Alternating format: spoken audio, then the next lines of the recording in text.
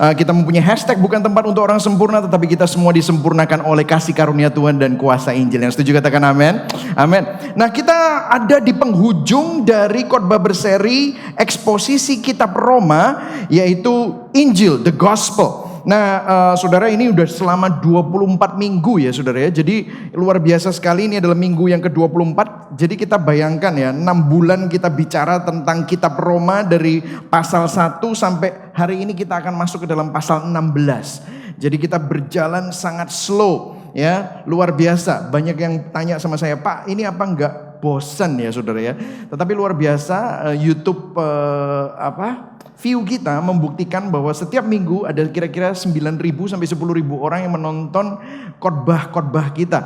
Jadi saya yakin ada begitu banyak kehausan orang untuk mengerti tentang kekristenan yang sesungguhnya, Injil yang sesungguhnya. Saya melihat ada suatu appetite, apa itu ya appetite ya? Suatu kehausan untuk mengerti firman dan pengajaran yang benar, bukan cuman hanya hal-hal yang dangkal dan cuman hanya tentang berkat-berkat saja ya saudara ya. Nah, selama kitab Roma saya ingin mengulang sedikit, bukan mengulang semuanya, hanya memberikan sedikit overview bahwa Roma 1 pasal 1 sampai pasal 3 kita bicara kebutuhan kita akan Injil. Why we need the gospel. Ini menunjukkan bagaimana kita orang berdosa. Masalah terbesar kita bukan masalah duit, masalah terbesar kita bukan masalah kita sakit, tetapi masalah terbesar kita adalah masalah dosa. Dan ini yang menjadi kebutuhan kita. Dan ini gak ada solusinya. Itulah sebabnya karena begitu besar kasih Allah akan dunia ini, Dia yang harus turun. Dia yang harus menyelamatkan kita. Dan kemudian kita mulai belajar apa yang terjadi waktu kita menerima Kristus. Apa yang terjadi waktu Injil mengubah kita, melahirbarukan kita. Ada suatu justification, yaitu kita dibenarkan di dalam Yesus Kristus. Kita orang berdosa tetapi dianggap benar karena kebenaran Kristus diimputasikan, diberikan kepada kita melalui karya salibnya. Kematian dan kebangkitan Kristus adalah simbol di mana manusia lama kita mati, kemudian kita dilahirkan kembali menjadi baru. Barang siapa yang ada di dalam Kristus, dia adalah ciptaan yang baru. Yang setuju katakan amin. Yang lama sudah berlalu, yang baru sudah datang. Amin saudara. Dan kemudian kita mulai belajar bahwa bukan hanya kita menerima kebenaran, tetapi kita menerima kekudusan Tuhan. Dan ini kekudusan Tuhan juga ingin supaya kita menghidupinya, bukan cuma hanya sekedar kita dikuduskan. Karena kata-kata dibenarkan, dikuduskan itu adalah kata kerja pasif ya. Artinya bukan kamu yang menguduskan dirimu, bukan kamu yang membenarkan dirimu, tetapi Kristus yang membenarkan kita, Kristus yang menguduskan kita. Tetapi kemudian bagaimana hal tersebut bisa menjadi nyata dalam kehidupan kita. Makanya kita diminta untuk supaya menghidupi Injil tersebut. Kemudian mulai Roma 9 sampai Roma 11 kita bicara bagaimana ternyata rencana Allah itu bukan begini saudara. Bangsa Israel gagal, makanya keselamatan diberikan kepada seluruh bangsa. Kayak plan A bangsa Israel, plan B orang Indonesia. Bukan gitu saudara. Tetapi ternyata dari awal sampai akhir Tuhan sudah merancangkan rancangan yang luar biasa sehingga keselamatannya itu sempurna. Sebelum dunia dijadikan saudara sudah dipilih. Sebelum dunia dijadikan saudara sudah dirancangkan untuk menerima keselamatan. Ya, kita bicara banyak tentang predestinasi, kita bicara banyak tentang pemilihan Tuhan. Wah, luar biasa saudara ya. Jadi pasal 1 sampai pasal 11 bicara tentang kenapa kita butuh Injil, apa esensi Injil. Kemudian pasal 12 sampai pasal 15 bagaimana kita menghidupi Injil itu. Makanya beberapa minggu kita belajar supaya kita tidak serupa dengan dunia ini, tetapi supaya kita berubah oleh pembaharuan budi kita. Amin saudara ya. Nah, ini adalah hal-hal, dan terakhir kita bicara tentang doksologi. Nah, hari ini kalau saudara miss banyak dari khotbah-khotbah kita, saudara bisa download Gibeon app, saudara bisa lihat di Google Play Store atau di App Store di iTunes, atau saudara bisa menyimak di Spotify. Saya sering kali pada waktu saya workout, waktu saya sepedaan, saya dengar khotbah ya saudara ya. Atau saudara kalau senang nonton TV, saudara juga bisa menyimaknya di MNC Play ya, di live channel. Nah, hari ini khotbah saya berjudul Gospel Centered Culture. Culture, katakan sama-sama culture. Culture, budaya. Nah, saudara, culture yang Alkitab katakan itu tidak sama dengan culture yang dunia katakan ya. Sangat bertolak belakang, counterintuitif, berbeda. bahkan berlawanan. Bahkan culture dunia ini membombardir kita supaya kita menjadi serupa dengan dunia ini. Tetapi firman Tuhan jelas berkata bahwa di Roma 12 bahwa kita jangan menjadi serupa dengan dunia, tetapi berubah oleh pembaharuan budi kita supaya kita mengenal kehendak Allah. Nah, Andy Crouch dalam bukunya Culture Making, dia memberikan beberapa, kalau saudara senang baca buku, saya rekomendasikan buku ini ya saudara ya. Beberapa cara orang Kristen menyikapi budaya di dunia. Yang pertama, untuk menyikapi budaya, seringkali orang Kristen ini suka gini, condemn it, mengutuki dan memusuhinya. Saya masih ingat dulu waktu saya masih kecil, saya grow up di GKI ya saudara ya. Kemudian saya mulai masuk ke dalam gereja karismatik yang sangat mementingkan hadirat Tuhan. Saya masih ingat saudara, wah saya gak boleh dengerin musik dunia. Wah, jadi masih ingat tuh saya punya CD Michael Jackson, CD Van Halen, Led Zeppelin itu dibakari semua. Soalnya itu ada setannya gitu saudara ya. Bahkan dulu waktu saya dulu main musik ya saudara ya. Main musik di gereja saya masih ingat ya. Kalau Sabtu Minggu ya kita harus menguduskan diri supaya nanti hari Minggu waktu kita kebaktian hadirat Tuhan datang. Wah gitu saudara ya. Ini semua by the way adalah konsep yang salah ya saudara ya. Ini saya cuma cerita aja bagaimana kesalahan-kesalahan ini. Kemudian hari Sabtu sama Minggu kamu gak boleh nonton, gak boleh dengerin musik, make sure hidupnya kudus supaya nanti hari Minggu waktu pelayanan, wah hadirat Tuhan itu dapat dirasakan dengan luar biasa gitu ya. Saudara gak usah angkat tangan kalau saudara merasa bahwa ini culture saudara dulu ya saudara. Tetapi kita suka memusuhinya. Lah repot kan, kalau mau nonton kapan? Ya hanya Sabtu ya saudara ya. Wah itu justru kita gak nonton bioskop, gak nonton TV, bahkan konon katanya kalau pas lagi rapture, itu apa tuh kita diangkat oleh Tuhan di awan-awan, pas lagi kamu nonton, kamu jangan-jangan nanti enggak diangkat sama Tuhan gitu saudara. Wah kita ketakutan ya, jadi gitu. Kadang-kadang cara kita untuk menyikapi culture itu kita suka mengutuki dan memusuhinya. Apakah betul seperti itu? Saya rasa bukan seperti itu yang Tuhan mau gitu ya. Kemudian kita bisa mengkritisinya ya, kalau memang tidak sesuai dengan firman Tuhan bisa dikritisi ya. Atau mungkin kita mengkopinya, waduh ini luar biasa. Repot ya saudara ya, kadang-kadang kalau kita melihat justru akun-akun satir di Instagram tentang yang suka menyindir gereja palsu lah apalah. Kadang-kadang ada banyak benarnya. Kadang-kadang gereja meniru dunia untuk menarik orang-orang dunia supaya mereka tertarik untuk datang ke gereja, tetapi bukan Injil yang diberitakan. Malah cara-cara untuk hidup sukses, langkah-langkah untuk dapat jadi kaya dan yang lain-lain. Ya ini copying ya. Bahkan yang keempat malah lebih parah, konsumtif. Malah kita sebagai orang yang sudah diselamatkan oleh Injil gak ada bedanya sama dunia. Kita mengkonsumsi culture seperti apa adanya sehingga kita sama dengan dunia. Tetapi yang kelima ini adalah proposal dari Andy Crouch, yaitu kita perlu menciptakan culture yang baru, menciptakan budaya yang baru. Ini bukunya by the way kalau saudara senang baca. Dia bilang salah satu yang terkenal, the only way to change culture is to create more of it. Salah satu cara mengganti budaya yang buruk adalah menciptakan budaya yang lebih bernilai, yang lebih indah, yang lebih mulia. Ya saya kasih contoh ya saudara, saya kasih contoh nih. Berapa banyak di sini saudara pakai smartphone? Saudara bisa angkat tangan? Pakai smartphone?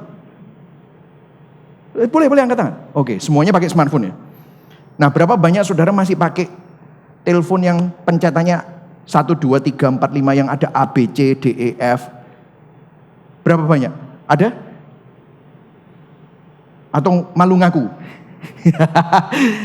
Jarang sekali, bener ya saudara? Ada. Dulu saya punya supir, itu sukanya pakai yang kayak gitu saudara. Karena saya takut nanti meledos pak, gitu katanya. Gitu. Jadi dia gak mau yang kayak gitu, maunya yang gitu. Tapi jarang sekali. Bahkan saya pernah membelikan dia telepon itu, cari itu setengah mati saudara. Kenapa? Karena ada sesuatu yang lebih berharga, maka yang kurang canggih, kurang modern mulai ditinggalkan. Begitu juga dalam hidup kita. Waktu kita melihat ada sesuatu yang lebih bernilai, lebih indah, maka kita akan mulai lama-lama meninggalkan culture yang buruk itu mulai ditinggalkan. Nah hari ini kita akan melihat apa yang Rasul Paulus katakan. Karena Rasul Paulus berkata di bagian akhir dari pasal 15 dan pasal 16 dikatakan inilah culture yang perlu kita bangun. Bagi kita yang sudah terdampak oleh Injil dan diselamatkan di dalam Kristus, ada 4 culture yang secara implisit dan bahkan eksplisit itu dibicarakan oleh bagian akhir dari Roma 15 dan Roma 16 ya saudara ya. Nah, kita akan bahas satu-satu, dan saudara, hari ini adalah hari yang terakhir di mana kita membahas kitab Roma, jadi sabar. Oke saudara ya, sabar. Mungkin saudara berpikir, waduh saya kok banyak miss gitu. It's okay, nanti kita akan sama-sama membahasnya. Nah, kita mulai sama-sama Roma 15. Ya, Roma 15. Dan kita akan membacanya. Saya akan baca yang putih, saudara akan baca yang kuning, oke?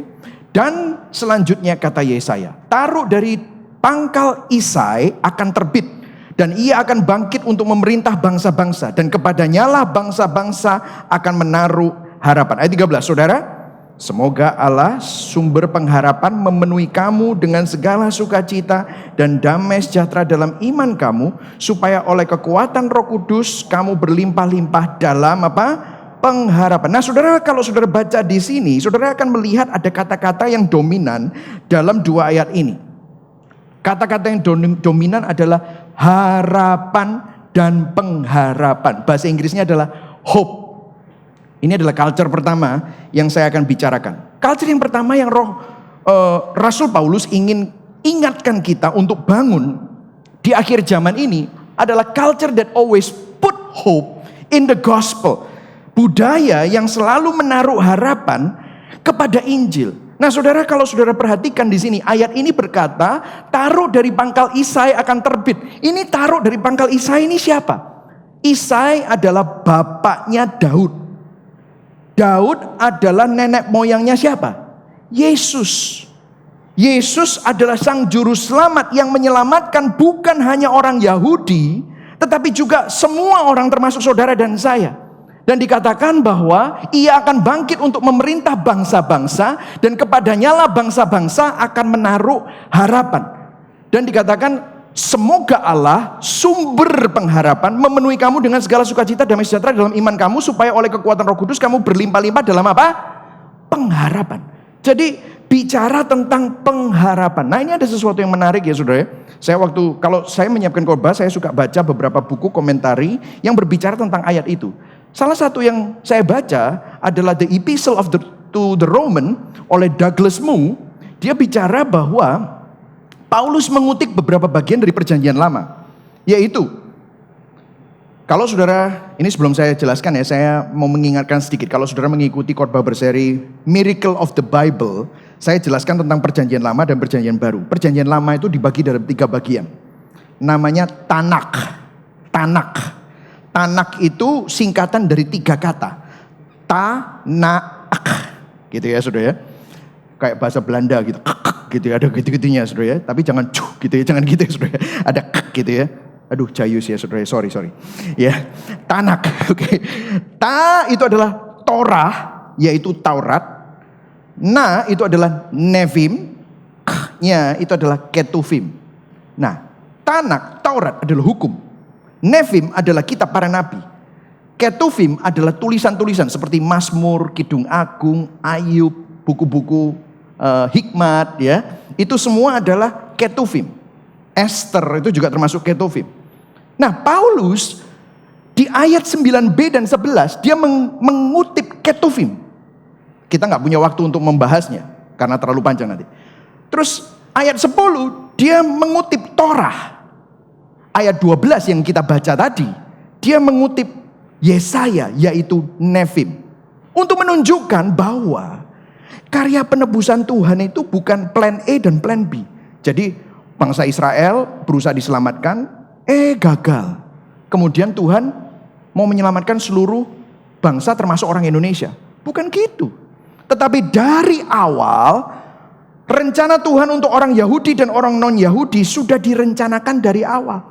Dan ini merupakan bagian dari rancangan Tuhan dari awal. Jadi menunjukkan apa? Bahwa rencana Tuhan itu gak bisa gagal. Rencana Tuhan itu kekal. Kedaulatannya mengatasi segala apa yang kita tidak mengerti. Jadi kalau kita lihat bahwa firman Tuhan itu jelas sekali. Dia mau menyelamatkan kita. Kita ini dulu saudara ya, kalau orang non-Yahudi, hukum Taurat itu tidak bisa menjadi bagian dari hidup kita. Kenapa? Karena kita bukan orang Yahudi. Kalau saudara mau jadi bagian dari bangsa pilihan Allah, gak bisa masuk. Karena yang bangsa pilihan Allah adalah Israel. Kalau Anda mau masuk jadi bangsa pilihan Allah, Anda harus jadi orang yang berubah agamanya jadi Judaisme. Disunat, ikutan Taurat, itu namanya proselit. Tapi proselit pun, itu juga kalau mau masuk di dalam kemah tabernakel, mereka hanya bisa ada di pelataran bagian luar, bukan pelataran bagian dalam. Tetapi puji Tuhan, waktu Yesus di atas kayu salib dia berkata, sudah selesai. Apa yang terjadi? Tirai yang memisahkan ruang Maha Kudus dan ruang kudus sobek dari atas ke bawah. Sehingga tidak ada lagi pemisah antara hadirat Allah di ruang Maha Kudus dengan orang-orang yang ada di luar, bahkan di pelataran yang percaya kepada Yesus Kristus. Jadi keselamatan bukan cuma hanya untuk orang Yahudi saja, tetapi keselamatan masuk kepada orang Indonesia, masuk kepada orang Jawa, masuk kepada orang Tionghoa, masuk kepada orang Batak, orang Ambon. Luar biasa, ini adalah kabar baik. Coba kita lihat ya, ada ayat lain tulisan Paulus yang menjelaskan ini di Efesus 2 ayat 17 sampai 19. Kita baca sama-sama ya. 1, 2, 3. Ia datang dan memberitakan damai sejahtera kepada kamu yang jauh. Siapa yang jauh? Saudara dan saya.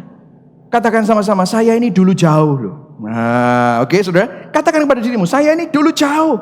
Tetapi siapa yang menyatukan kita? Yesus Kristus. Jadi kita jauh dan damai sejahtera kepada mereka yang dekat. Ini siapa? Orang Yahudi yang tahu tentang Nabi Yesaya, yang tahu tentang Torah. Ini dekat memang. Karena oleh dia kedua pihak dalam satu roh beroleh apa? Baca sama-sama. Jalan masuk kepada Bapa. Demikianlah kamu bukan lagi orang asing dan pendatang, melainkan kawan sewarga dari orang-orang kudus dan anggota-anggota keluarga Allah. Katakan sama-sama, saya anggota keluarga Allah. Berikan tepuk tangan buat Tuhan. Bukankah ini kabar baik? Amin saudara. Yang online bisa tulis, saya anggota keluarga Allah. Dan ini bukan karena kamu hebat, bukan karena kamu kaya, bukan karena kamu pintar, tetapi ini semata-mata karena anugerah Tuhan. Kenapa kok ini penting? Saudara pikir, kenapa sih budaya gini, hope ini perlu penting sekali? Kenapa? Dengarkan saudara. Selama 2 tahun terakhir, kita mengalami pandemi yang berat. Kita mengalami kedukaan di mana orang-orang yang dekat sama kita dipanggil Tuhan. Kita mengalami dampak ekonomi kita. Siapa di sini yang gak terdampak oleh pandemi COVID-19? Firman Tuhan berkata bahwa apa yang bisa digoncangkan di dunia ini akan digoncangkan. Tetapi apa yang tidak bisa digoncangkan? Yaitu firman Tuhan. Yaitu Injil. Firman Tuhan berkata bahwa bumi akan berlalu, bahasa roh akan berhenti, tetapi firmanku akan tetap sampai selama-lamanya. Ingat, kalau saudara ragu, kalau saudara sedang menjerit karena penderitaan, put your hope in the gospel. Karena apa? Kamu diselamatkan, harganya begitu mahal.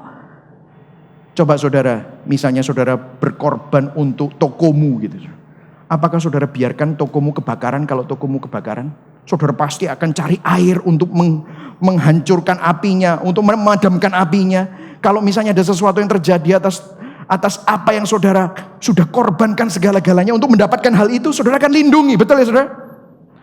Ada sebuah quote dari Charles Spurgeon berkata gini, "Child of God, you cost Christ too much for him to forget you." Amin saudara. Saya akan terjemahkan. Anak Tuhan, harga yang telah dibayar Kristus itu terlalu mahal untuk Yesus dapat melupakanmu. Menunjukkan bahwa Tuhan tidak mungkin membiarkan orang-orang yang sudah ditebusnya dengan mahal dibiarkan binasa dan dibiarkan gagal. Saudara, rencana Tuhan dalam hidup saudara tidak akan gagal. Yang setuju katakan amin paling keras. Amin. Karena rencana penebusannya sempurna dan dia tidak akan gagal. Roma 8 ayat 31, ayat ini saya sering ucapkan tetapi jarang kita baca sama-sama. Kita baca sama-sama ya. 1, 2, 3. Ia yang tidak menyayangkan anaknya sendiri tetapi yang menyerahkannya bagi kita semua. Bagaimanakah mungkin ia tidak mengaruniakan segala sesuatu kepada kita bersama-sama dengan dia. Tuhan pasti akan memberikan segala sesuatu yang saudara butuhkan untuk dapat terus bertahan, terus dapat beriman, terus dapat tidak mundur dalam journey of faith saudara sekalian. Amin saudara. Nah itu yang pertama ya, culture of hope in the gospel. Karena dulu saudara jauh, sekarang saudara sudah dekat. Kita menjadi bagian dari keluarga Allah. Yang kedua saudara, yang kedua, ini menarik sekali. Yang kedua, culture that looks at everything to serve eternal purpose. Budaya yang melihat segala sesuatu untuk melayani Tuhan yang kekal. Apa maksudnya saudara? Nah, saudara kalau saudara perhatikan di Roma 15 ayat 14 sampai ayat 33 itu berbicara mengenai bagaimana Rasul Paulus memberi kesaksian kepada orang-orang yang membacanya tentang apa? Motivasinya, tujuan hidupnya, serta misi hidup Paulus. Dan dia ingin mengucapkan kepada kita semua, mengajak kepada kita semua sebagai orang yang sudah ditebus, diselamatkan dan menerima kasih karunia. Apa motivasi hidupmu? Apa misi hidupmu? Apa tujuan hidupmu? Culture membombardir kita dengan berbagai macam ide-ide dunia yang menjadi motivasi kita. Kita seringkali hidup untuk uang, kita seringkali hidup untuk kesenangan dunia, hedonisme. Makanya seringkali dibilang, oh lu hedon lu, gitu saudara ya. Kenapa? Karena kita sukanya yang nikmat-nikmat dari dunia. Tetapi Rasul Paulus ingin mengingatkan kita, kamu ini bukan diciptakan untuk dunia, tetapi kamu diciptakan untuk memuliakan Tuhan. Lihat ayat-ayatnya. Saya nggak bisa baca semua, tetapi kita lihat ada petunjuk-petunjuk yang diberikan Tuhan melalui ayat-ayat ini ya. Ayat 15 dikatakan, namun karena kasih karunia yang telah dianugerahkan Allah kepadaku. Ayat 16, yaitu bahwa aku boleh menjadi pelayan Kristus Yesus bagi bangsa-bangsa. Sebagai apa? Persembahan yang berkenan kepadanya yang disucikan oleh Roh Kudus. Jadi dalam Kristus aku boleh bermegah tentang pelayananku bagi Allah. Dia bukan bermegah atas pelayanannya dia sendiri, bukan. Di dalam Kristus. Sebab aku tidak akan berani berkata-kata tentang sesuatu yang lain, kecuali tentang apa yang telah dikerjakan Kristus olehku. Jadi dia melihat bahwa pelayanan ini merupakan suatu kehormatan. Jadi apa yang dibicarakan Paulus, apapun yang Paulus lakukan, itu adalah untuk Injil Kristus. Dia mengorbankan tenaga, waktu, dana, bahkan hidupnya untuk sesuatu yang kekal, untuk sesuatu yang mulia. Ini luar biasa sekali saudara. Apa yang menjadi tujuan hidup saudara? Apa yang menjadi cita-cita kita? Lihat saudara, kalau saudara lihat bahkan di ayat 20, di dalam bahasa Indonesia yang mudah dimengerti, lihat ayat 20, kita baca sama-sama ya. 1, 2, 3. Cita-cita saya ialah memberitakan kabar baik dari Allah di tempat-tempat di mana orang belum mendengar tentang Kristus. Saya mau tanya sama saudara, apa cita-cita saudara? Saya nggak suruh saudara untuk jadi seperti Paulus, menanam gereja, jadi martir, menginjil. Tetapi gini loh, kalau orang ditanya, cita-citamu jadi apa? Oh, cita-cita saya jadi dokter, cita-cita saya jadi lawyer, cita-cita saya jadi businessman, cita-cita saya jadi scientist. Wah gitu. Kalau sudah mulai mengerti, itu masih muda-muda ya biasanya, masih SMP, SMA. Kalau sudah mulai mengerti tentang uang, cita-citaku jadi soge. Wah kan gitu. Jadi kaya, jadi orang sukses, jadi orang terpandang. Ada yang bilang, cita-citaku jadi orang. Loh kamu apa sekarang ini? Ya kan? Maksudnya jadi orang itu jadi orang yang berpengaruh gitu sudah. Nah sekarang saya mau tanya, itu semua baik gak? Baik, tapi apa hubungannya sama kekekalan, sama kehendak Tuhan, sama memuliakan Tuhan? Apa hubungannya? Tuhan mempercayakan kamu kepinteran, Tuhan mempercayakan kamu sumber daya, Tuhan mempercayakan kamu dana, Tuhan mempercayakan kamu sukses. Apa gunanya ini untuk kerajaan surga? Karena ini semua akan berlalu, semua ini sementara. Nanti satu hari kita akan berdiri di tahta pengadilan Tuhan, dan Tuhan tanya, dan kamu dan saya, saudara dan saya harus bertanggung jawab atas semua yang dipercayakan Tuhan dalam hidup kita. Apa hubungannya dengan kekekalan? Seringkali kita cuman hanya lihatnya itu pendek. Lihatnya itu kalau saudara kita banting tulang setengah mati, lembur untuk apa? Supaya rumahku dari 200 meter jadi naik 500 meter, harganya nambah beberapa miliar, cicilannya nambah berapa belas juta. Banting tulang, pagi kerja Senin sampai Sabtu. Sebelum kerja paginya sepedaan. Nah gitu saudara, itu saya gitu saudara. Tapi itu semua setengah mati untuk apa? Kalau akhirnya gak ada gunanya. Rasul Paulus bilang, coba cita-citamu, tujuan hidupmu, semua yang dipercayakan Tuhan itu selaraskan dengan tujuan yang kekal. Yang setuju katakan amin. Saudara, kenapa sih kita ini mempunyai keinginan untuk beribadah? Kenapa sih? Saya akan pernah cerita ini. Dimanapun saudara pergi ya, di seluruh dunia, saudara gak akan pernah ketemu sekelompok monyet menyembah batu besar. Gak pernah. Tetapi dimanapun Anda berada, dimanapun saudara cari di tempat yang paling primitif, kalau ada manusia, pasti punya sistem keagamaan. Kenapa? Keagamaannya, tidak peduli dia nyembah roh, nyembah sungai, nyembah batu, nyembah pohon, nyembah dewa matahari, apapun itu. Kenapa kok manusia itu kepingin menyembah sesuatu? Karena memang itu diciptakan, kita manusia diciptakan untuk menyembah Tuhan. Halo? Kita ini diciptakan untuk menyembah Tuhan. Makanya kita ini diajak oleh Tuhan untuk kembali. Kalau kamu tidak menyembah Tuhan, kamu pasti akan menyembah Mamon. Kalau kamu tidak menyembah Tuhan, kamu pasti akan menyembah dirimu sendiri. Sehingga kita menaruh diri kita di center of everything. Saudara, saya kurang setuju dengan kata-kata begini. Ada banyak orang bilang gini, makanya libatkan Tuhan dalam hidupmu. Oke, kita bisa minta Tuhan terlibat dalam hidup kita. Tetapi sebenarnya pertanyaan yang sebenarnya adalah, kita sering bertanya ya, bagaimana Tuhan dapat terlibat dalam hidup saya? Oh, supaya saya jadi sukses, supaya saya diberkati, kerjaanku loh Tuhan diberkati, tokoku Tuhan diberkati, oh pabrikku Tuhan diberkati, oh bisnisku diberkati. Tetapi pertanyaan sebenarnya adalah, bagaimana hidup saya yang kecil ini dapat terlibat dalam rencana Tuhan yang besar? Betul atau enggak, saudara? Halo? Bagaimana dengan profesimu yang saat ini kau banggakan? Apakah itu bukan hanya engkau melibatkan Tuhan dalam profesimu, tapi bagaimana di dalam pekerjaanmu engkau terlibat dalam rencana Tuhan yang besar? Ayo kita baca sama-sama yuk supaya nyantol dalam hati kita. 1, 2, 3. Bagaimana hidup saya, ayo semuanya 1, 2, 3. Bagaimana hidup saya yang kecil ini dapat terlibat dalam rencana Tuhan yang besar. Saudara, saya kasih contoh ya saudara. Saya pakai iPad. iPad ini kalau saya jadikan alat untuk motong wortel, jadi telenan itu loh saudara. Wortel, daging, bisa nggak? Bisa. Tapi apa? Rusak. Kenapa?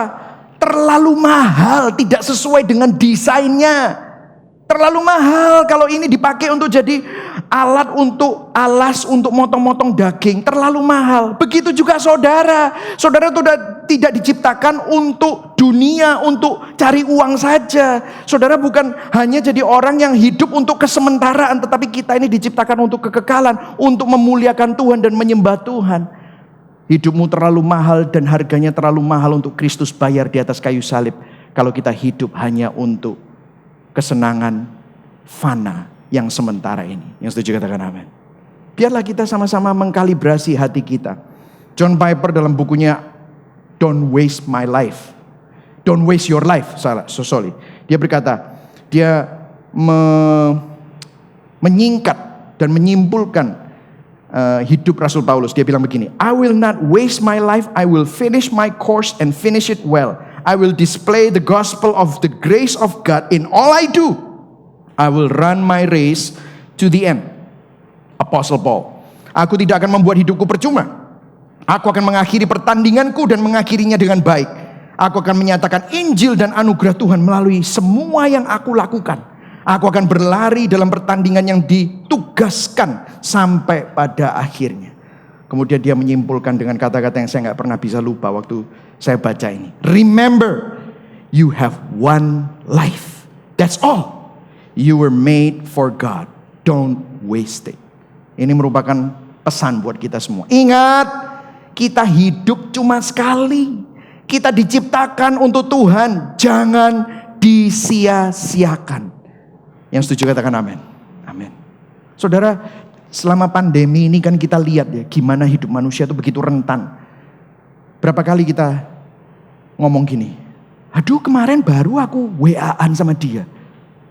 Aku baru lihat dia ngepost di Instagram. 2 hari kemudian orangnya sudah meninggal. Betul atau enggak? Baru saya teleponan sama dia minggu lalu. Baru kita olahraga bareng beberapa hari yang lalu. Kok sekarang sudah enggak ada? Apakah itu kena COVID, ataukah kena kecelakaan, ataukah karena yang lain-lain? Hidup kita ini begitu rentan, sementara. What are you gonna do with your life?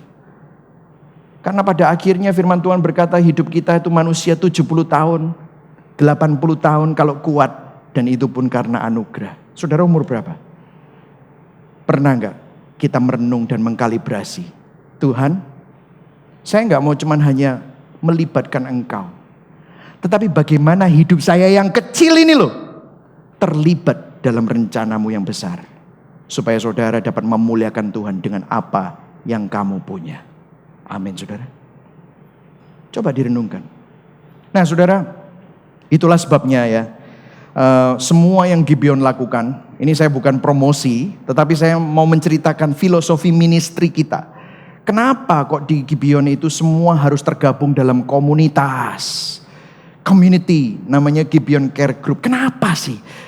Saudara, bagi saudara yang hanya seminggu sekali di gereja ya, saudara, culture, budaya di luar itu begitu kuat untuk menarik saudara supaya saudara lupa bahwa hidupmu itu gak selamanya. Makanya kita sering kali kerja keras, kerja hanya untuk kesenangan, untuk vacation, liburan, beli barang, makan, minum, ya cuman hanya itu, saudara.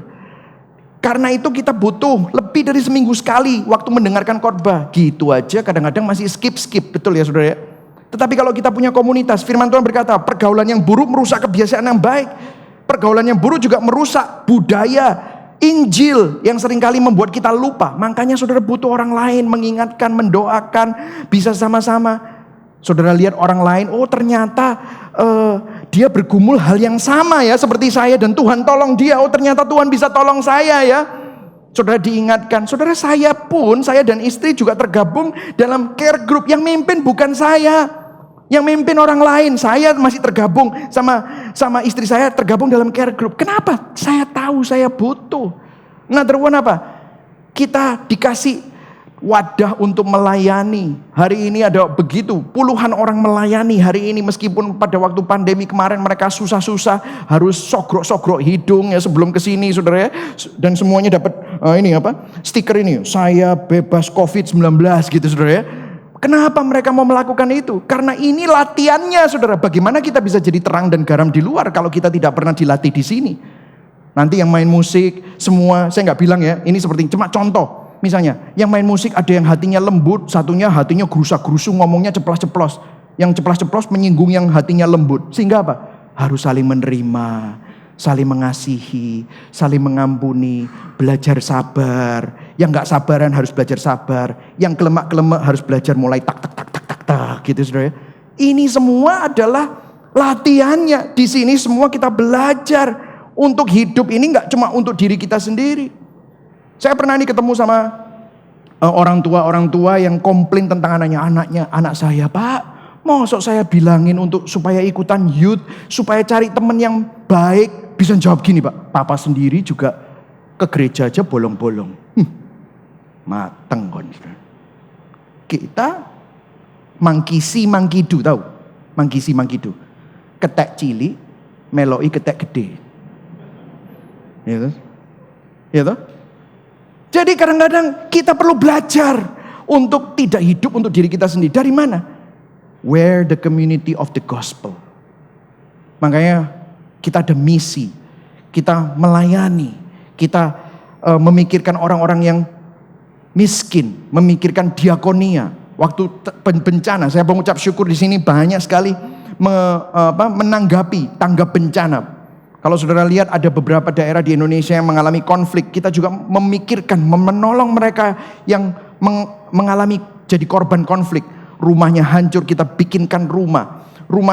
gerejanya hancur, kita bangunkan gereja. Untuk pendidikan kita berikan beasiswa. Untuk orang-orang STT, untuk mereka supaya dapat kembali ke daerah mereka masing-masing. Ini kenapa? Ini semua butuh dana. Ini semua kenapa? Kita sadar bahwa semua yang kita miliki itu dipercayakan Tuhan. Mungkin sudah bilang, aku kan kerja. Iya, tapi banyak orang kerja gak produktif. Orang kerja juga gak bisa cuan. Tapi saudara bisa diberkati, itu semua karena seizin Tuhan. Yang setuju katakan amin.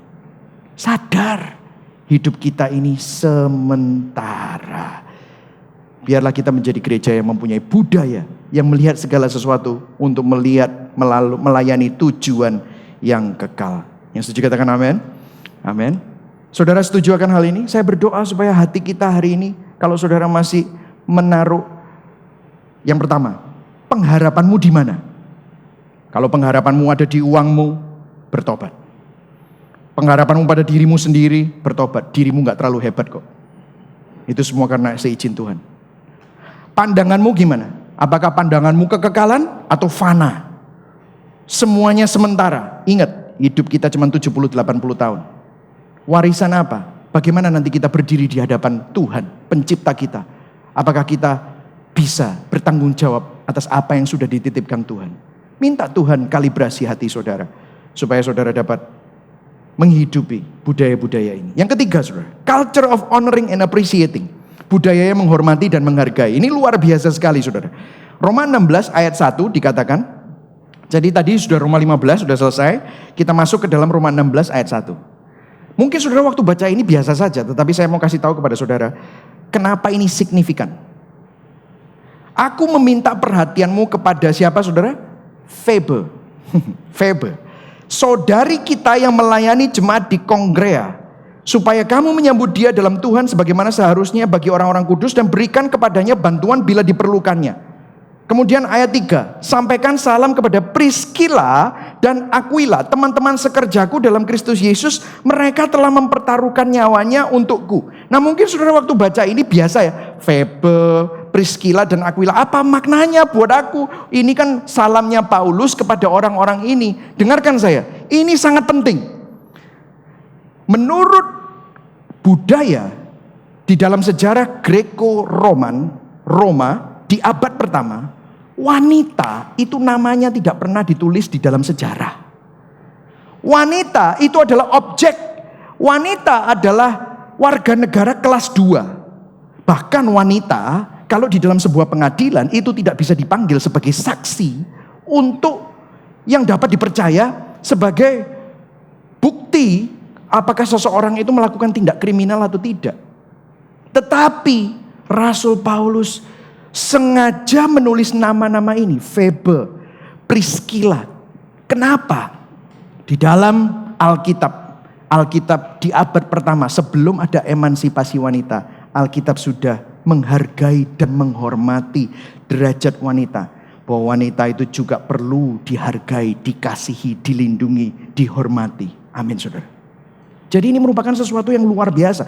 Nah selanjutnya nanti saya akan jelaskan lebih lagi. Ini tentang semua yang dihargai oleh Alkitab.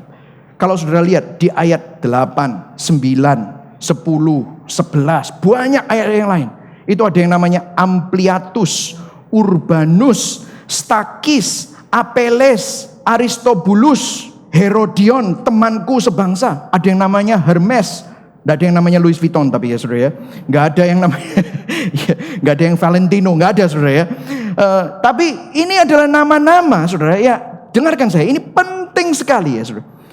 Ampliatus, Urbanus, Stakis. Nah saudara kalau saudara lihat, ini nama-nama ini adalah nama-nama orang yang etnisnya berbeda. Sosial statusnya berbeda. Stakis itu adalah yang dibilang sama Urbanus, Stakis itu adalah seorang royalty, ningrat. Urbanus adalah rakyat jelata yang dari kalangan bawah. Dan Herodian itu adalah temanku sebangsa, orang Yahudi. Ada orang Yunani, ada orang Romawi, ada orang ningrat, ada orang rakyat jelata yang kalangan bawah, ada orang senator. Saudara kalau saudara lihat, di zaman dulu Saudara perlu tahu, banyak terjadi segregasi. Segregasinya tergantung dari ras saudara, dari suku, dari sosial dan status. Dengarkan saya, orang Yunani nggak mungkin ngumpul sama orang Yahudi. Orang Romawi nggak akan ngumpul sama orang Yunani. Apalagi orang ningrat kumpul sama orang rakyat jelata, nggak mungkin. Tetapi di sini, kalau saudara lihat di gereja di Roma, bahwa orang Yunani, orang Yahudi, orang ningrat, orang Romawi, budak, semuanya dapat duduk dalam satu meja dan berkata, saudaraku, dan kamu saudaraku. Saudara lihat, Injil menghancurkan tembok pemisah antara suku, ras, golongan, pria, bahkan wanita. Saudara, apa yang kita bisa pelajari di sini? Saudara, kita perlu bertobat. Banyak dari kita kecenderungannya apa? Kecenderungannya adalah kita kumpul sama orang yang sama dengan kita. Kita perlu bertobat.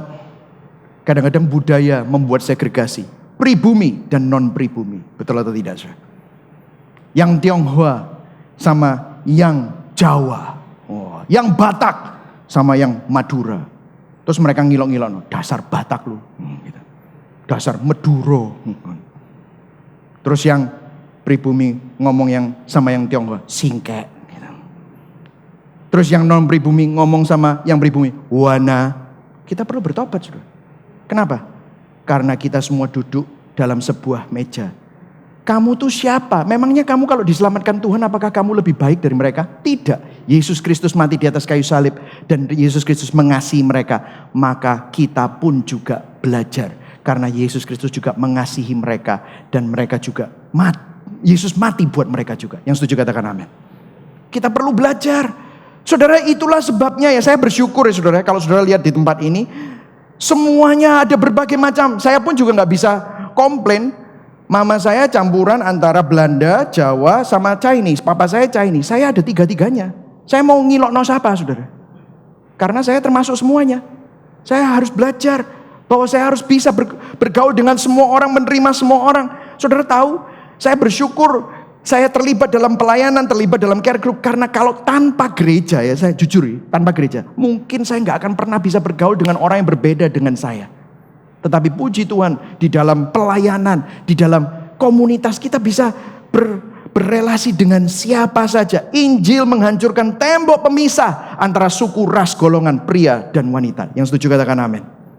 Nah saudara, lihat ini Galatia 3, 27b sampai 28. Kita baca semua ya. Ya, 1, 2, are you with me? Are you with me? You're awfully quiet this morning ya. Kayaknya diam sekali ya saudara ya. Ayo kita sama-sama baca ya. 1, 2, 3. Kamu semua yang dibaptis dalam Kristus telah mengenakan Kristus. Ayo baca ayat 28. Dalam hal ini tidak ada orang Yahudi atau orang Yunani, tidak ada hamba atau orang merdeka, tidak ada laki-laki atau perempuan, karena kamu semua adalah satu di dalam Kristus. Berikan tepuk tangan buat Tuhan. Kita ini anggota keluarga Allah. Amin. Amin saudara. Kalau saya ganti ya, dalam hal ini tidak ada orang pribumi, non pribumi. Amin. Jawa, Tionghoa, Madura, Batak, tidak ada orang sosialita sama rakyat jelata. No, ya saudara ya. Orang yang followernya lebih daripada 100.000 sama orang yang cuma followernya berapa ratus, tidak ada. Tidak ada laki-laki atau perempuan, semuanya ada satu di dalam Kristus Yesus. Bahkan di ayat 22 ada sesuatu yang menarik saudara ya. Saudara lihat ya ini ya. Mungkin saudara bilang ini kan biasa. Coba ini perenungan bagi saya. Waktu saya menyelidiki ini saya sampai menitikkan air mata ya saudara. Salam dalam Tuhan kepada kamu dari Tertius, yaitu aku yang menulis surat ini. Nah ada yang menarik. Saudara mungkin berpikir Tertius biasa ya namanya. Coba saudara lihat kisah Kisah Para Rasul 20 ayat 4. Ia disertai oleh Sopater anak Pirus dari Berea dan Aristarkus dan apa saudara yang digaris bawahi? Coba namanya siapa? Sekundus. Keduanya dari Tesalonika. Saudara tahu nggak? Tertius, Sekundus, tahu nggak ini bahasa apa? Ini bahasa Latin. Nama, kamu tahu? Nomor 1, 2, 3, 4, 5. Saudara tahu? Namanya bahasa Latinnya nomor 1. Primus, Secundus, Tertius, Quartus, Quintus, Sextus. Saudara tahu apa ini? Ini budak. Mereka gak punya nama, mereka cuma dikasih nomor. Lu 1 ya, 2. Jadi dipanggil, 2, 1, 3. Tertius, Secundus, Primus, Quintus, itu nama mereka. Budak gak pernah masuk di dalam surat-surat orang penting. Tapi lihat, Rasul Paulus bilang, ini ilham dari Roh Kudus. Tertius, kamu dihargai. Secundus, kamu sama dengan Sopater anak Pirus. Aristarkus dari Tesalonika, kamu orang normal. Kamu dihargai. Saudara, bahkan budak yang tidak dianggap manusia, yang merupakan properti oleh Kristus. Kristus mati buat mereka, saudara. Itulah sebabnya hari ini, jangan beda-bedakan orang. Ajar hatimu, rubah pikiranmu. Kristus bukan cuma hanya mati buat saudara, tapi Kristus juga mati buat orang yang kita anggap buangan, kita anggap tidak berharga. Kalau hari ini ada yang mendengar saya, saudara merasa bahwa hidupmu tidak berharga, ingat, kalau budak saja ditulis oleh Rasul Paulus di suratnya, karena Tuhan berharga, karena Tuhan menganggap dia berharga, maka Tuhan juga menganggap kamu berharga. Saudara tahu, mungkin gak ada yang menulis namamu. Nama mereka juga namanya 1, 2, 3, 4, 5. Tetapi Tuhan menulis nama mereka di telapak tangannya. Firman Tuhan berkata begitu. Kejadianmu dahsyat dan ajaib. Bahkan setiap helai rambut kita Tuhan hitung. Bukankah itu merupakan kabar baik? Hari ini apa yang sedang saudara rasakan? Apakah saudara merasa saudara tidak berharga? Tuhan menghargai engkau. Tuhan mengasihi engkau. Injil menghancurkan tembok pemisah antara suku, ras, golongan, pria dan wanita. Roma 12 yang lalu kita sudah sempat baca dan sempat jelajahi dan eksposisi. Dikatakan hendaklah kamu saling apa? Mengasihi sebagai apa? Saudara, dan saling mendahului dalam memberi hormat, saudara. Oke, itu yang ketiga. Jadi we need to learn to honor, to appreciate, untuk dapat melihat orang lain sama. Saudara, kita sebagai penerima anugerah jangan pernah merasa bahwa kita lebih baik daripada orang lain.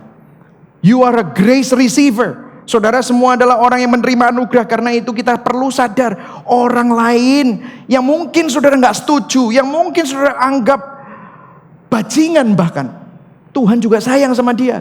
Jadi hargailah mereka. Yang keempat, yang terakhir, saudara. Culture that seeks to know the truth of the gospel. Budaya yang mengupayakan pemahaman yang benar akan Injil. Roma 16 ayat 17 dikatakan begini. Tetapi aku menasihatkan kamu saudara-saudara, supaya kamu waspada terhadap mereka yang bertentangan dengan pengajaran yang telah kamu terima. Bahasa Inggrisnya contrary to the doctrine that you have been taught. Jadi pengajaran yang salah. Ini kata-kata aslinya adalah doktrin. Makanya saya kurang setuju kalau ada orang Kristen bilang saya gak suka doktrin. No. Kalau saudara bilang saya gak suka doktrin, itu adalah doktrin saudara. Karena setiap kita memegang sebuah doktrin. Kalau saudara tidak suka doktrin, maka itu adalah doktrin yang saudara pegang. Karena kita semua pasti memegang doktrin. Nah, kalau doktrinnya tidak sesuai dengan Injil, jangan diikuti. Karena dikatakan gini, menimbulkan perpecahan dan godaan. Sebab itu hindarilah mereka.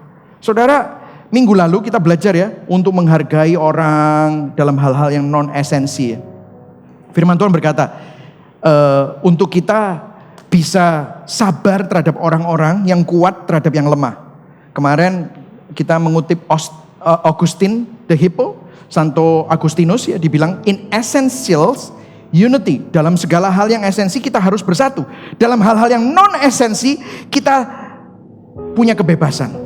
Tetapi ingat, dalam segala sesuatu terapkan charity, yaitu kasih. Landasannya adalah kasih. Nah, batasannya sampai mana dalam hal-hal yang esensi? Nah, hal-hal yang esensi kita harus kembali kepada Injil. Kita harus tegas terhadap orang-orang yang memberitakan Injil palsu. Saudara, ini saya buka ya saudara, saya buka. Kadang-kadang kalau hamba-hamba Tuhan itu ya, kalau kumpul, bahkan misalnya saya pergi ke sebuah conference di mana tentang pertumbuhan gereja dan yang lain-lain. biasanya memang yang diajarkan adalah membuat topik-topik khotbah yang menyelam sambil minum air. Maksudnya gini, memberitakan kebenaran, tetapi juga disukai oleh jemaat, sehingga gerejanya rame. Nah, bertahun-tahun kita berpikir seperti itu, sampai saya mulai mengerti Injil, saya bertobat. Kayak misalnya kita melakukan 24 minggu membahas eksposisi kitab Roma. Apanya yang menjual? Bosen iya. Tetapi setiap kali kita membahas firman Tuhan, kita bukan tujuannya untuk menjual sesuatu, tetapi kita kembali kepada apa yang Injil katakan. Supaya saudara dan saya tidak menjadi orang Kristen yang KW, asal-asalan. Saudara aspal, saudara tahu aspal? KW kelihatannya asli tapi apa saudara? Palsu. Makanya kalau saudara kerja di bank, untuk tahu uang palsu saudara nggak diajarin uang palsu itu modelnya kayak gini, enggak. Dia ngajarin apa? Yang asli. Saudara, semakin saudara tahu Injil yang asli, begitu saudara dengar yang palsu, saudara tahu, wah, ini orientasinya lain. Pusat dari message-nya bukan lagi Tuhan. Pusat dari message-nya adalah kita. Pusat dari message-nya adalah berkat. Untuk dapat mujizat, untuk dapat berkat, untuk diri sendiri. Tetapi kalau kembali kepada message-nya, esensinya, kita harus belajar untuk memahami yang benar itu yang mana, supaya apa? Kita nggak tersesat. Lihat ini di Galatia 1 ayat 6-9. Kita baca ya saudara ya. Nanti saudara baca yang oranye sama yang kuning, kita sama-sama baca, oke? Aku heran, ini Rasul Paulus bilang, bahwa kamu begitu lekas berbalik daripada Dia yang oleh kasih karunia Kristus telah memanggil kamu, dan ayo sama-sama 1, 2, 3 mengikuti suatu Injil lain. Ayat 7, yang sebenarnya bukan Injil. Hanya ada orang yang mengacaukan kamu dan yang bermaksud untuk apa? Memutarbalikkan Injil Kristus. Ayat 8, tetapi sekalipun kami atau seorang malaikat dari surga yang memberitakan kepada kamu apa? Suatu Injil yang berbeda dengan Injil yang telah kami beritakan kepadamu, terkutuklah dia. Bayangkan, Rasul Paulus bilang begini, kalau sampai aku sendiri yang bicara atau malaikat yang bicara. Saudara lihat ada beberapa sekte yang sesat. Mereka mengaku apa? Mendapatkan penglihatan dari malaikat. Coba ini. Ini sudah dinubuatkan 2000 tahun yang lalu. Kalau mengabarkan Injil yang berbeda dengan yang kami beritakan, terkutuklah dia. Ayat 9. Kita baca sama-sama. 1, 2, 3. Seperti yang telah kami katakan dahulu, sekarang ku katakan sekali lagi. Ayo baca semua yang keras. 1, 2, 3. Jikalau ada orang yang memberitakan kepadamu suatu Injil yang berbeda dengan apa yang telah kamu terima, terkutuklah dia. Wow, terkutuk saudara. Kenapa kok terkutuk itu? Karena gini loh motivasinya. Lihat di Roma 16 ayat 18, jelas banget. Sebab orang-orang demikian itu tidak melayani Kristus Tuhan kita, tetapi melayani apa? Perut mereka sendiri. Ternyata golek duit, cari uang saudara, rame supaya dapat income. Para hamba Tuhan, bertobatlah. Saya pun harus terus bertobat. Kenapa? Jangan sampai kita seperti yang dikatakan oleh Rasul Paulus ini.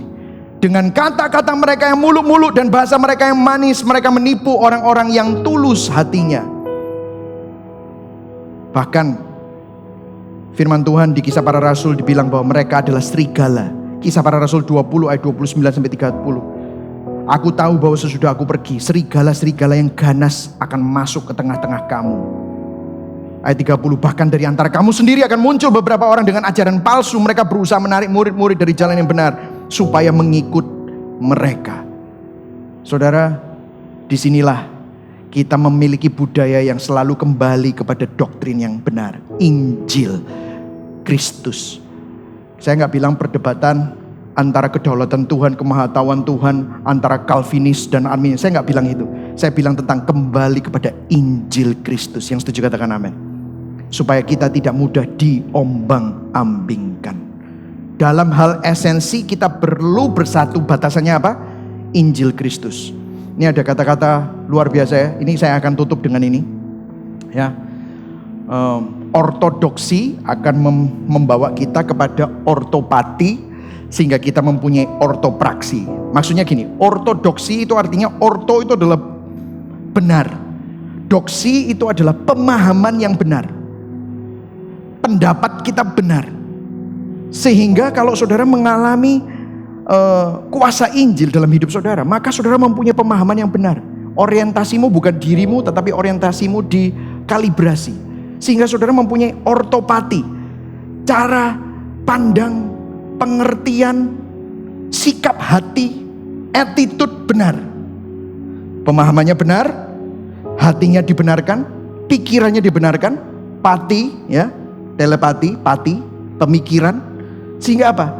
Ortopraksi, prakteknya juga benar. Dalam hidup saudara, cara pandang kita itu ditentukan oleh cara hidup kita ditentukan oleh cara pandang kita. Hari ini saudara, saya berdoa supaya saudara terus dikalibrasi oleh Injil. Makanya setiap minggu we want to continue to stick gospel centered church. Kita kembali kepada Injil. John Calvin bilang begini, without the gospel everything is useless and vain. Tanpa Injil segala sesuatu tidak berguna dan sia-sia. Yang setuju katakan amin. Amin saudara. Nah, dan yang terakhir saudara ya, kalau saudara lihat doksologi, kalau saudara lihat ayat 25 sampai ayat 27, kita lihat di sini, kemuliaan bagi Allah. Ini adalah Alkitab yang mudah dibaca versinya. Kemuliaan bagi Allah, ialah yang dapat menguatkan kamu supaya tetap percaya kepada Kristus sesuai dengan kabar baik yang kuajarkan. Jadi Rasul Paulus memberikan kemuliaan kepada Tuhan. Ini semua yang aku lakukan bukan untuk aku, yang aku lakukan ini untuk kemuliaan Allah. Karena apa? Karena Dia juga yang dapat menguatkan kamu supaya kamu tetap percaya, supaya kamu tetap bertahan. Dan kemudian dikatakan begini, yaitu yang Allah sudah nyatakan kepada kita. Itulah kabar tentang Yesus Kristus yang dulu dirahasiakan dari manusia sejak semula. Saudara, apa yang dulu menjadi rahasia ini sekarang sudah nyata. Jadi kalau saudara ketemu sama hamba-hamba Tuhan yang bilang bahwa oh saya menerima wahyu dari Tuhan, hal-hal yang rahasia saya punya buat kamu, saudara, itu bohong. Kenapa? Semua rahasia itu sudah dinyatakan kepada kita. Siapa rahasia itu yang sudah nyata? Yaitu Yesus Kristus. Ayat 26, tetapi sekarang Allah sudah nyatakan itu. Lebih duluan itu dinyatakan dalam tulisan para nabi yang menulis sesuai dengan diperintahkan Allah. Sekarang kita mengabarkan berita itu kepada segala bangsa dan orang, supaya mereka percaya kepada siapa? Rahasia tadi itu, Kristus. Katakan sama-sama, Kristus. Kristus saudara, bukan yang lain. Dan taat kepada Allah yang hidup untuk selama-lamanya. Ayat 27 kita baca sama-sama. 1, 2, 3. Dialah satu-satunya Allah yang penuh hikmat. Semoga melalui Yesus Kristus kemuliaan diberikan kepada Allah sampai selama-lamanya. Saudara, hidup kita apakah untuk kemuliaanmu sendiri? Tapi biarlah hidup kita ini untuk kemuliaan Allah, karena Dialah sang rahasia itu. Ada ayat ya, ada ayat yang bilang gini, apa yang telinga belum pernah dengar, apa yang mata belum pernah lihat, apa yang pikiran belum pernah dipikirkan, itu sudah disediakan Tuhan bagi kita semua. Terus kita mikirnya apa? Aduh Tuhan, kapan rumah istanaku, mansionku, ya kan gitu. Aduh kapan mobil Ferrariku, ya, Lamborghini gitu saudara. Itu mah sudah dilihat. Tahu ayat itu bicara tentang apa? Ayat itu bicara tentang Yesus Kristus. Kok bisa Tuhan yang mulia itu datang ke dunia cari kita orang berdosa? Kok bisa Tuhan yang suci mau menanggung dosa manusia di atas kayu salib? Kok bisa Tuhan yang maha mulia itu masuk dan lahir di palungan tempat makanan ternak? Supaya apa? Orang yang paling hina sekalipun tidak akan ditolak oleh Allah. Saudara yang paling berdosa, hidupmu yang paling gelap pun tidak akan ditolak oleh Allah. Karena penebusan Tuhan itu menjangkau saudara. Bukan kamu yang menghampiri Allah, tetapi Allah yang menghampiri kita di dalam Yesus Kristus. Berikan tepuk tangan buat Tuhan. Itu adalah Injil. That is the gospel. Amin saudara. Dan saudara lihat, Kalau saudara lihat pasal 16, kata-katanya dalam Kristus. Katakan sama-sama, dalam Kristus. Katakan dalam Tuhan, dalam Tuhan. Katakan sama-sama, melalui Kristus. Kalau saudara lihat ya, ini kata-kata ini ada 11, 12, bahkan 14 kali tergantung dari terjemahannya. Rasul Paulus berkata, aku gak bisa ngelakuin ini semua sendiri. Aku ngelakuin ini karena Kristus. Jadi, kalau saudara hari ini diselamatkan, yang menopang keselamatan saudara bukan kehebatanmu, tetapi karya Kristus, anugerah Kristus. Waktu engkau gak setia, Tuhan tetap setia. Waktu engkau gagal, Tuhan tidak gagal. Keselamatanmu karena Kristus, dari Kristus, oleh Kristus, dan untuk kemuliaan Kristus. Makanya saya suka bilang begini, bukan tanganmu yang pegang Tuhan, tetapi tangan Tuhan yang pegang kita. Bukan kita yang setia, tetapi kesetiaan Tuhan yang menopang saudara dan saya. Ayat yang terakhir saudara, kita baca sama-sama. Yuk sama-sama bangkit berdiri. Saudara diberkati hari ini. Amin. Mari sama-sama kita bangkit berdiri. Kita baca ayat ini sama-sama. 1, 2, 3. Akan hal ini aku yakin sepenuhnya. Stop dulu. Ayo. Yang yakin. Oke saudara. 1, 2, 3. Akan hal ini aku yakin sepenuhnya. Yaitu Ia yang memulai pekerjaan yang baik di antara kamu akan meneruskannya sampai pada akhirnya, pada hari Kristus Yesus. Amin saudara. Tuhan sudah memulai pekerjaan yang baik, Dia juga pasti akan meneruskannya. Saudara, sebelum kita menaikkan lagu yang terakhir, Lord I Need You, sebagai perenungan kita, saya mau kita merenungkan 4 hal ini. Oke? Semuanya bisa melihat sini. Bagi yang online, kalau saudara makan, stop. Dari 4 hal yang kita bicarakan tadi. Saudara, pertanyaan saya, kepada siapa atau di mana kita menaruh pengharapan kita? Seringkali kita pikir, kita bilang, oh pengharapanku pada Tuhan, tetapi kenyataannya pengharapan kita pada uang. Pengharapan kita kepada diri kita sendiri, pada bisnis kita, pada aset kita, pada investasi kita. Where do you put your hope? Kamu dulu jauh, tetapi dibuat dekat oleh Tuhan. Yang kedua, bagaimana kita ngelihat hidup ini? Apakah kita ngelihat hidup ini dari kacamata yang sementara? Ingat, hidup kita cuma 70 tahun, 80 tahun. All of us will die someday. Setiap kita harus ketemu sama Tuhan. Apakah ada unsur kekekalan dalam rencana saudara, cita-cita saudara, apa yang saudara bangun? Apakah saudara taruh dirimu sebagai pusat segalanya, ataukah saudara taruh Tuhan dalam konteksmu? Apakah saudara minta Tuhan terlibat, atau saudara yang minta Tuhan libatkan aku, hidupku yang kecil ini libatkan? Hari ini kalau saudara masih menaruh dirimu sebagai pusatnya, bertobat. Yang ketiga, tentang menghormati, menghargai. Apakah kita masih suka merendahkan orang lain atas dasar apa? Ras, suku, golongan. Belajar saudara. Mungkin ada beberapa saudara perlu join ministry, perlu join komunitas. Supaya apa? Saudara ketemu, keluar dari zona nyamanmu, ketemu orang-orang yang berbeda ini, supaya saudara bisa menghargai. Ternyata Kristus mengasihi mereka ya. Oh ternyata problemku ini seringkali aku hidup di dalam bubble. Problem saudara itu nggak even matter sebenarnya. Kita perlu belajar. Amin saudara. Dan yang keempat, bagaimana kita mengupayakan memahami dan menghidupi Injil. Saudara, seringkali hidup kita hanya mau cari yang gampang-gampang, enak-enak saja saudara. Ingat, yang asli itu bisa membedakan yang palsu kalau saudara tahu dan memahami yang asli itu seperti apa. Hari ini kita sama-sama bertobat di hadapan Tuhan. Mari sama-sama kita nyanyikan lagu ini.